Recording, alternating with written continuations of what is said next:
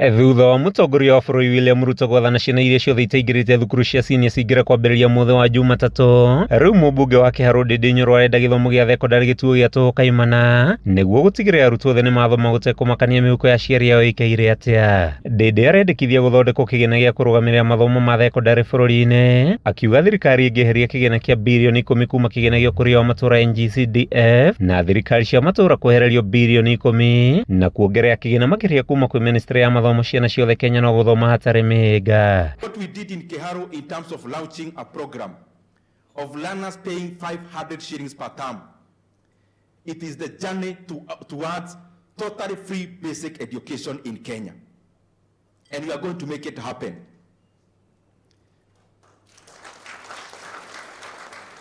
And we want to start with day secondary schools, and I'm not throwing this to anyone to do it. I will also be part of doing it.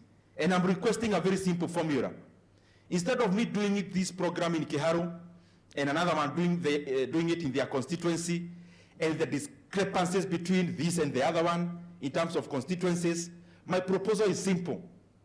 And we'll do it, and I can assure you, I'll be the champion of this until it is done. Bũrũri wa Kenya ũkoragwo ũgĩbatara ciringi birioni 15 o mwaka kũrũgamĩrĩra mathomo ma thekondarĩ. Mbeca iria Ndindi arauga no cioneke, thirikari ĩngĩkĩrĩra mathomo na kũmagaĩra mbeca cia kũigana. CDF at Nairobi level, even before it comes to KIHARU, every constituency must be cut 30 million Kenya shillings, which will amount to 10 billion Kenya shillings nationally. We put that money into a kitty we are going to call day secondary school kitty. The governors in the equitable share to also contribute 10 billion Kenya shillings. Even before it reaches, the treasury should deduct the 10 billion. The national government, and especially the Ministry of Education, to also rearrange their budget and raise an extra 10 billion Kenya shillings. We put that money into a kitty of day school. Kenya requires only 30 billion shillings to make day secondary school education free and totally free, including lunch. And Kenya must start that journey today, not tomorrow. Orĩtie kũgĩa na ũigananu mathomo-inĩ, akĩoneka gũkĩrĩa tabarĩra itiganĩte cia kũgacĩrithia mathomo matũũra-inĩ, iria augĩte ikoretwo ikĩma arutwo mweke mũigananu wa mathomo. We must never use basic education ever again as a tool anywhere in the election period. The day secondary school and basic education must be made free. And by the way, my goal is for us to have free basic education from term 2 of 2026.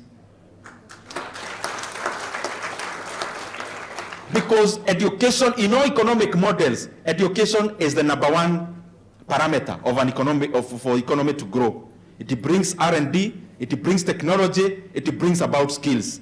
We must make this available to all Kenyans.